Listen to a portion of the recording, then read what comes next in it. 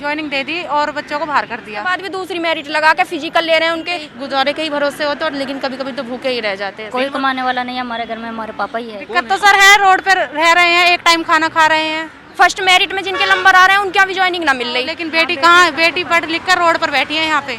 और ऐसा तो नहीं है सर हम क्यों भीख मांग रहे हैं, भीख नहीं मांग रहे हैं हम लोग, क्या है अपना अधिकार मांग रहे हैं सर। खर्चा भी जैसे जैसे करके दोस्तों से मांग के, किसी से उधार मांग के चलाना पड़ता है सर। हमें 9 महीने हो गए दर दर की ठोकरे खाते हैं सड़कों पर। नॉर्मलाइजेशन हर भर्ती में एक बार किया जाता है, इन्होंने 2 बार किया। नंबर आने के बाद तो पूरी उम्मीद हो जावे ना कि हाँ भाई मेडिकल हो गया, अब हमारी ज्वाइनिंग हो जाएगी, हमें अपनी वर्दी मिल जाए ना सर, हम सारी ये दिक्कतें भूल जाएंगे। आगे की तैयारी कहाँ से करें, ओवर एज हो गए। इस सड़कों में ही सोना पड़ता है, कभी पूरे दिन भूखे रह जाते हैं। थोड़ी बहुत खेती है उसे पापा कर रहे हैं, बताओ। ये तो है ना कि जी 1-2 लाख तनख्वाह आ रही है, डेली की चढ़ गई खाते में। कहते हैं कि हम ज्वाइनिंग लेकर ही घर आएंगे। दिल्ली पुलिस की कांस्टेबल फीमेल राबिया वो सुरक्षित ना हुई, 7 बजे अपनी ड्यूटी देके घर ना पहुंच पाई, तो हम कैसे कह देंगे कि हम दिल्ली जैसे शहर में अकेले पड़े हम सुरक्षित हैं। मेरे पीछे इस समय देख रहे होंगे महिलाओं की संख्या ज़्यादा है। ये सारी महिला आंदोलन कर रही हैं। इनके साथ इनके बराबर में इनके पेरेंट्स हैं, गार्जियन हैं, पिता हैं, घर वाले हैं। हम किसान आंदोलन पे नहीं है इस वक्त अभी, जो आमतौर से आंदोलन में देखा जाता है कि परिवार आया है साथ में, एक लंबी लड़ाई चल रही है, वो इस वक्त अभी मौजूदा दौर में मैं कह सकता हूँ कि किसान आंदोलन है। लेकिन ये सारे स्टूडेंट हैं, ये सारे एसएससी जीडी 2018 के अभ्यर्थी हैं, जिन्होंने सारी प्रक्रिया पास करने के बाद भी इनकी बहाली नहीं होती है, ज्वाइनिंग नहीं होती है। इनका रिटेन होता है, फिजिकल होता है, मेडिकल होता है, बावजूद इसकी ज्वाइनिंग नहीं होती है। पिछले लगभग 9 महीने से ये दर दर की ठोकर खा रहे हैं, हर मंत्रालय में जा रहे हैं जहां इनकी पहुंच है, कोशिश कर रहे हैं, जिनसे मिल पाते हैं मिलते हैं। दिल्ली की लगभग हर सड़कों पर इन्होंने प्रदर्शन किया है, बावजूद इसके कोई इनको सुनने वाला नहीं है। इस वक्त अभी जहां खड़े हैं जंतर मंतर है, यहाँ पिछले 6 दिनों से लगातार ये प्रदर्शन कर रहे हैं। इनके साथ अब इनके घर वाले भी हैं, कोई बंगाल से है, असम से है, छत्तीसगढ़ से है, उड़ीसा से है, उत्तर प्रदेश से महिलाओं की संख्या ज़्यादा है। लगभग देश के हर हिस्से से आए हैं ये लोग, और दिल्ली के इस सर्दी में भी रात दिन यहीं पे गुजार रहे हैं, कोई सुनने वाला नहीं है। आप कहाँ से आई हैं? सर मैं वेस्ट बंगाल से आई हूँ। क्या मांग क्या है? सर ये एसएससी जीडी 2018 के मेडिकल फिट स्टूडेंट हैं सारे के सारे सर, जो मतलब 9 महीने से यहाँ सड़कों पर बैठे हुए हैं, और सर सरकार के द्वारा ज्वाइनिंग नहीं दी जा रही है। तो हम यही चाहते हैं कि जो मतलब बच्चे हैं इन सबको ज्वाइनिंग दे दी जाए। और सर इन्होंने वैकेंसी निकाली थी मतलब 60,200, पहले थी 54,953, और फिर इन्होंने वैकेंसी को बढ़ा के 60,210 कर दिया। तो सर इन्होंने फिर मेडिकल फिट बच्चे जो थे 54,953 बच्चों को मतलब ज्वाइनिंग दे दी और बच्चों को बाहर कर दिया। तो और इन्होंने तभी नई वैकेंसी निकाल दी 25,000। तो सर जब मेडिकल फिट बच्चे हैं तो उन्हें ले लेते ना, तो सर नई वैकेंसी निकालने की ज़रूरत क्या थी इनको। तो सर अभी इसी वजह से धरना दे रहे हैं कि हम सबको ज्वाइनिंग दे दें। आप अकेली हैं यहाँ? नहीं सर है, और साथ भी है। आपके घर से कोई है? नहीं, मैं अकेली आई हूँ। अकेली आई हैं वहाँ से? सर दिक्कत हो रही है यहाँ? दिक्कत तो सर है, रोड पर रह रहे हैं, एक टाइम खाना खा रहे हैं, तो दिक्कत ये सर सारी। सर कहते हैं कि मतलब बेटी बचाओ बेटी पढ़ाओ, लेकिन बेटी कहाँ है? बेटी पढ़ लिख कर रोड पर बैठी है यहाँ पे, कोई सुनने वाला नहीं है। तो सरकार से तो यही चाहेंगे कि जो जितने बच्चे हैं सबको ज्वाइनिंग दे दी जाए। आपका क्या नाम है? जी मेरा नाम सुनीता है सर, मैं छत्तीसगढ़ से हूँ। यहाँ पर बोला जाता है ना, सरकार हमेशा बोला जाता है कि बेटी पढ़ाओ बेटी बचाओ। यहाँ बेटियों को बहुत मान्यता दी जाती है, ऐसे क्योंकि बहुत सारे बातें बोला जाता है, लेकिन यहाँ बेटियाँ पढ़ लिख कर भी सड़कों पर दर दर की ठोकरें खा रहे हैं। 9 महीने से हैं सर हम लोग यहाँ पे भटक रहे हैं दर दर की। और ऐसा तो नहीं है सर हम क्यों भीख मांग रहे हैं, भीख नहीं मांग रहे हैं हम लोग, क्या है अपना अधिकार मांग रहे हैं सर, अपना अधिकार। क्योंकि हम मेडिकल फिजिकल सारे परीक्षा में क्या है पास हैं और फिट हैं, और हमें अपने देश के लिए हम भी सेवा करना चाहते हैं। अपना हक है कि हम सेवा करें क्योंकि फिट हैं, इसलिए अब सरकार से यही दरख्वास्त है कि हमें हमारा अधिकार दी जाए। हमें अब वर्दी चाहिए सर, ऐसा नहीं है कि पैसे के लिए है, हम अपना देश का सेवा करना चाहते हैं। 2 साल के अगर पेमेंट भी ना रहे सर तो कोई बात नहीं, लेकिन हमें हक तो दी जाए, देश सेवा करने की मौका तो मिले, यही चाहते हैं सरकार से कि जल्द से जल्द हमें ज्वाइनिंग दी जाए। तो एसएससी का तो कहना है कि आप लोग अयोग्य हैं, इस वजह से उन्होंने नहीं लिया है, ऐसा वो आरटीआई के जवाब में बोल रहे हैं। वो अयोग्य नहीं है सर, योग्य ही है हम। अयोग्य होते तो सर यहाँ तक कैसे पहुँचते? यहाँ मेडिकल फिजिकली हर तरीके से फिट है हम सर। ये करते हैं अयोग्य की बात। अयोग्य की बात इन्होंने जब नोटिफिकेशन दिया था उसमें हमें ये नहीं दिखाया कि 4 बार मेरिट लगेगी। हमें मेरिट का रिप्लाई दें, जो इन्होंने 3 या 4 बार लगाई है वो कैसे लगाई। नॉर्मलाइजेशन हर भर्ती में एक बार किया जाता है, इन्होंने 2 बार किया। इसका रिप्लाई हमें दे, हम कैसे अयोग्य तो हो सकते एसएससी हैं? तो ये भी जवाब दे रहा है कि हम सारी प्रक्रिया पूरी कर लिए हैं, जो भी वो वैकेंसी निकाले, जितने लोगों को लेना, प्रक्रिया पूरी। आप लोग आंदोलन किसके के खिलाफ कर रहे हैं? वो तो प्रक्रिया उनकी पूरी हो गई है। सिस्टम से किया जाता है सारी चीज़ें, नॉर्मलाइजेशन एक बार किया जाता है, ना कि 2 बार। आपने नंबर जो भी किया दोबारा में आप कम कर रहे हो, ज़्यादा कर रहे हो, वो क्यों कर रहे हो आप? नॉर्मलाइजेशन एक बार करिए, या तो हमें नोटिफिकेशन में आप ये चीज़ें दिखाइए। जब वैकेंसी निकालते हैं तो नोटिफिकेशन में हाँ ये चीज़ें दिखाना चाहिए ना कि ऐसा होता तो अभी है। जो वैकेंसी निकली है उसमें नहीं थे आप लोग, मतलब जो 6000 जिन लोगों की ज्वाइनिंग नहीं, उन लोगों को शामिल नहीं किया गया? मैं बताऊं, जो कि इन्होंने 60,210 पदों पे वैकेंसियां निकाली हैं, जिसमें से 54,953 को पहले अपॉइंट किया गया, बाद में 1500 कुछ का केरल हाई कोर्ट ने वो किया था, उनको ज्वाइनिंग मिली है। 4200 कुछ वैकेंसियां खाली बची हैं हमारी, जिसमें से फिर क्या है, जैसे कि अपने स्टेट वाइज वैकेंसियां निकली तो बंदों ने वहाँ ज्वाइन नहीं किया। एसएससी में अपने स्टेट में मोस्टली चले जाते हैं कि स्टेट की वैकेंसी है, आराम से कर अच्छा, लेंगे। उन लोगों ने नहीं लिया। हाँ। तो उन लोगों ने नहीं लिया। हमारा करीब करीब 25 से 30 हज़ार वैकेंसियाँ खाली पड़ी हैं, जो 2018 की वैकेंसियाँ हैं वो। बाद में नित्यानंद जी जो थे उन्होंने जवाब दिया ही है कि 1,11,000 पद खाली हैं हमारे पास। हम इतनी लंबी प्रोसेस के बाद आए, 3 से 4 साल की समथिंग, बंदे ओवरेज हो गए। ये इनका क्या करेंगे? ये सरकार हमें जवाब देना है इसका। आज तक ऐसी कोई एसएससी जीडी की भर्ती नहीं हुई जिसमें 3 से 4 साल लगे हों। 2 साल से ज़्यादा का टाइम नहीं होता, नोटिफिकेशन में लिखा है। आप एक बात करते नहीं, कोरोना काल में तो बहुत सारे एग्जाम नहीं हो पाया। सर, कोरोना काल की अगर बात कर रहे हैं तो 10th और 12th को पास किया है ना। तो 10th 12th तो जस्ट एक डिग्री कोर्स है ना। आप हमारे लिए कोरोना काल अरे चला तो है। आप अभी एक वेस्ट बात बंगाल बताओ। में इलेक्शन हुए थे तब कोरोना कहाँ चला गया था सर? तब तो सारे रूल तोड़े गए थे। ये स्टूडेंट के लिए होते हैं कि ये स्टूडेंट को फॉलो करने हैं, सरकार क्यों फॉलो नहीं करती इन्होंने? उनकी वजह से भी तो कोरोना बढ़ा है सर। इसकी ये तो बोल रहे हैं, लगातार लोग बोल रहे हैं कि भाई इलेक्शन में कोरोना चला जा रहा है, उसके बाद आ जा रहा है। ये तो बोल ही रहे हैं लोग। आप लेकिन जो बोल रहे हो 10th 12th का एक डिग्री टाइप में है, लेकिन मेरे हिसाब से अगर सोचा जाए तो 10th एक ऐसी मार्कशीट होती है, अगर बच्चा कोई पढ़ के अपने उसके हिसाब से अगर 10th नहीं करता है तो वो आगे कुछ नहीं कर सकता। मेरा मानना ये है, क्योंकि सबसे बेस स्टार्ट होता है हमारा 10th से और 12th से। जिस बच्चे ने 10th में बोर्ड नहीं दिया हो वो 12th में कैसे बोर्ड दे सकता है? जिसने 12th में बोर्ड नहीं दिया हो वो आगे की तैयारी कैसे कर सकता है? आप मुझे इसका बता दो। नहीं, सवाल तो आपका जवाब तो बहुत लॉजिक है, लेकिन इसका अफसोस है कि इन सब सारे सवालों का जवाब सरकार नहीं देती है इस वक्त। आप भी मैं यूपी से, उत्तर बुलंदशहर प्रदेश से से। नहीं हैं। अभी आपने बोला कि आप तो योग्य करके निकाल दिए, 100 में से 77-78 नंबर लेके आ रहे हैं हम फीमेल, और वो भी कांस्टेबल के पद के लिए। तो इसमें और क्या करें हम योग्य हैं। अब पहली मेरिट लगा दी जीडी के बाद, सब काम होने के बाद, उसके बाद दूसरी मेरिट लगा दी। जब पहली मेरिट वाले ही ना लेने हैं तो दूसरी मेरिट लगा कर मैंने फिजिकल करा, फिर उसके बाद डॉक्टरी दी, उसके बाद भी निकाल दिए। क्या फ़ायदा हुआ? नहीं, ये मैं नहीं कह रहा हूँ, ये एसएससी का कहना है। ये एक बार की मेरिट के पद तो भरे ना जा रहे। एक जो फर्स्ट मेरिट में जिनके नंबर आए हुए तो बच्चे पढ़े हैं, लेकिन उसके बाद भी दूसरी मेरिट लगा के फिजिकल ले रहे हैं, उनकी डॉक्टरी करा रहे हैं। क्या फ़ायदा? यूपी पुलिस की भर्ती ले लो, पाँच मेरिट लग रही हैं, उसमें जो फर्स्ट मेरिट में जिनके नंबर आ रहे हैं उनकी भी ज्वाइनिंग ना मिल रही, और मेरिट लगा दे में 5-5। उसके बाद पेपर दो, उसके बाद नंबर आएंगे, उसके बाद तो नंबर आने के बाद तो पूरी उम्मीद हो जावे ना कि हाँ भाई मेडिकल हो गया, अब हमारी ज्वाइनिंग हो जाएगी। तो अब आप लोग, सरकार अगर नहीं कुछ कर रही है तो आप लोग दूसरा एग्जाम दीजिए, आगे की तैयारी कीजिए। कब तक रहेंगे? आगे की तैयारी कहाँ से करें? ओवर एज हो गए, 3 साल भर्ती के चक्कर में पड़े, मेडिकल फील्ड 2 हो गए, तो उम्मीद हो रही है ना कि हाँ भाई हम लग जाएंगे। कहाँ से तैयारी करें जो 3 साल में ओवर एज हो गए? और 18 से 23 साल जनरल के लिए एज कर रखी है, कहाँ से करें? कि भर्ती देखता ना बच्चा, उससे पहले एज हो जावे।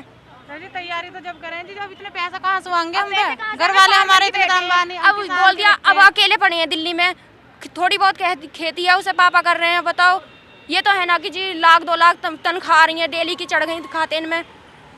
अब अकेले दिल्ली जैसे शहर में अकेले पड़े हैं। जो राबिया जैसी खुद दिल्ली पुलिस में होते हुए लड़की सुरक्षित ना हुई दिल्ली में, तो हम किसान की बेटी सड़क पे पड़े हुए कैसे सुरक्षित कह देंगे कि हम दिल्ली में सुरक्षित हैं? तो यहाँ कल सुरक्षा, हमारे साथ कुछ हो जाएगा तो कौन जिम्मेदार है इसका? क्या हम अपने हक के लिए सड़क पे खड़े हैं? हो गया हमारे साथ कुछ काम, तो डर लगता है आपको यहाँ? क्यों डरना लगता? दिल्ली जैसे शहर में जब वो खुद दिल्ली पुलिस की कांस्टेबल फीमेल राबिया वो सुरक्षित ना हुई, 7 बजे अपनी ड्यूटी देके घर ना पहुंच पाई, तो हम कैसे कह देंगे कि हम दिल्ली जैसे शहर में अकेले पड़े हम सुरक्षित हैं? क्या परेशानी और क्या क्या आ रही है यहाँ रहने में बात? क्योंकि एक परेशानी महिला होने सारी- के नाते तो सारी सुरक्षा बड़ा परेशानी सवाल है। यहाँ पे खाने की, रहने की, जैसे तैसे गुरुद्वारे में रह रहे हैं, कहाँ तक रहेंगे? उसमें भी जब तक चल रहा प्रोटेस्ट तब तक पड़े हैं।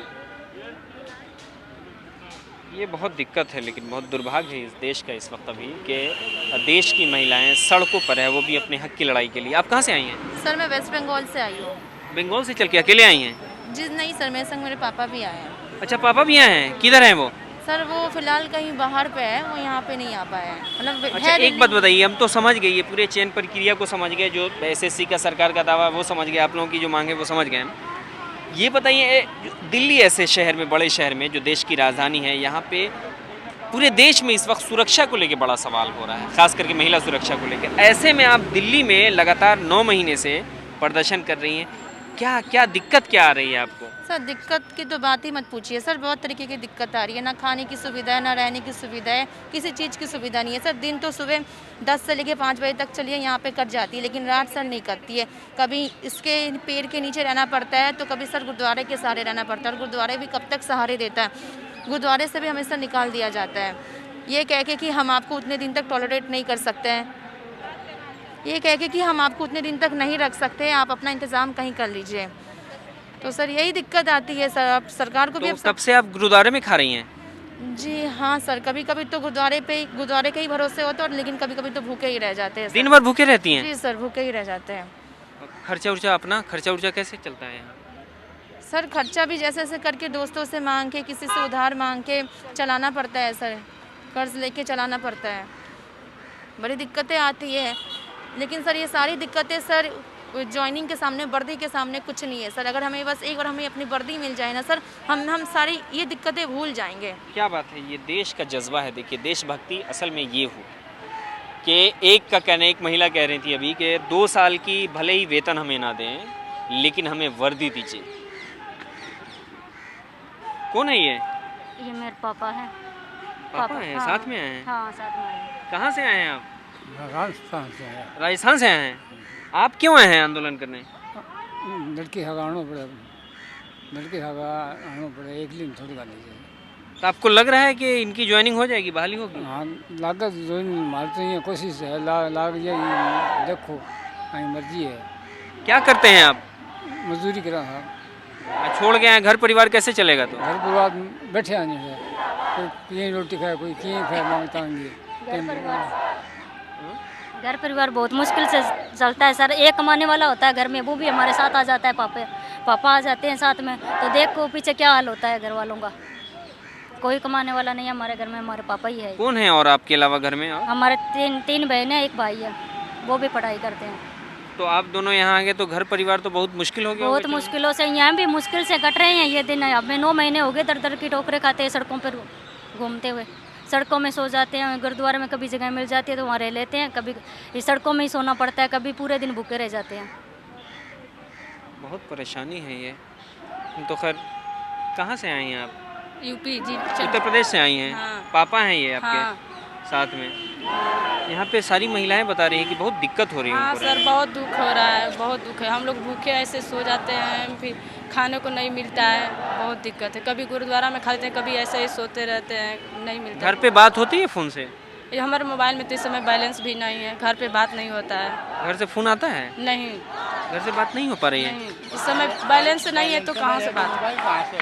तो घर पे कैसे पता मिल रहा है आप लोग कैसे हैं, किस हाल में हैं? भाई कुछ भी हो, अब हम लोग क्या करें, पैसे नहीं है जो रिचार्ज कराएं, या किसी तरह से नौकरी, हम लोग यहाँ आए। बेरोजगारी के चक्कर में पड़े हुए हैं, आशा लगाए हुए हैं पपिया जैसा हमको मिल जाए। हम सरकार से भी थोड़ी मांग रहे हैं, हम तो कर्म किए हैं उतना, सरकार ने हमको कर्म कराने के लिए शासन से, मैं उसको पास क्वालिफाई कर गया तो मुझे नौकरी चाहिए ना।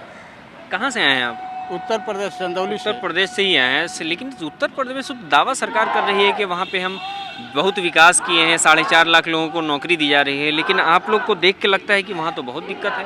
मालूम पड़ रहा है, आज सरकार कह रही है नौकरी मिल गई।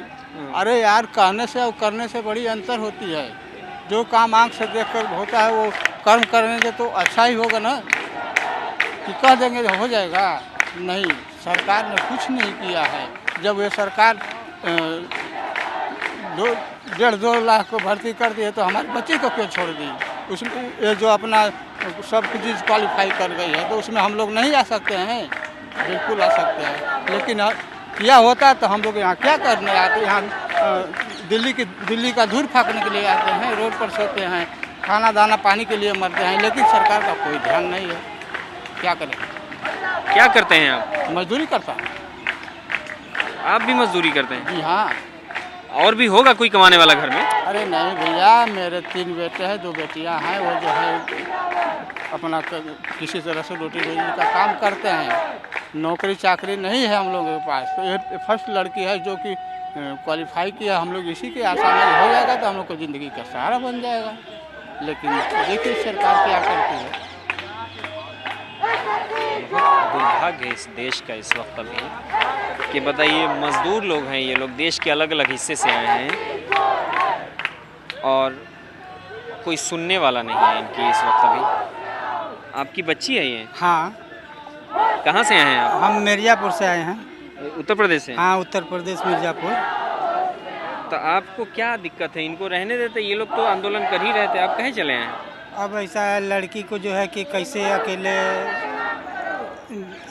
छोड़ देंगे, इसलिए इनके साथ में आए हैं देख रेख करने के लिए। नहीं तो मोदी जी तो दावा करते हैं कि महिलाओं की सुरक्षा बढ़ गई है उनके आने के बाद, तो फिर क्या दिक्कत है? मोदी तो जनता बहुत कुछ कहते हैं, लेकिन ऐसा नहीं है ना। कहाँ महिला की सुरक्षा है? अगर कहते हैं कि बेटी पढ़ाओ बेटी बचाओ, तो ये लोग यहाँ आकर के धरना प्रदर्शन करते हैं। तो वहाँ तो मोदी जी बोल रहे हैं लगातार। उत्तर प्रदेश के जो मुख्यमंत्री हैं योगी आदित्यनाथ, वो भी कह रहे हैं कि बहुत लोगों को नौकरी दी गई है, 4.5 लाख लोगों को नौकरी दे दी गई है अभी तक। और पता नहीं कहाँ दिए हैं, हमको तो मालूम नहीं है। हमारी एक लड़की है जो है कि सब परीक्षा दौड़ मेडिकल कुल पास हैं, फिर भी जो है कि ये दशा है। आप क्या करते क्या हैं आप? बस मजदूरी करते हैं। तो इस वक्त तो दिक्कत आ गई होगी घर में फिर आपके आने के बाद? तो दिक्कतें है ना, क्या करें? घर फोन करते हैं? फोन नहीं करते हैं। क्या है? पैसा इस समय नहीं है। पैसा हाँ, नहीं है, बैलेंस ख़त्म हो गया है, तो किसी के मोबाइल से हालचाल ले लेते हैं। आपकी बात होती है मम्मी से? जी हाँ, किसी से कह देते हैं तो बात करवा देते हैं।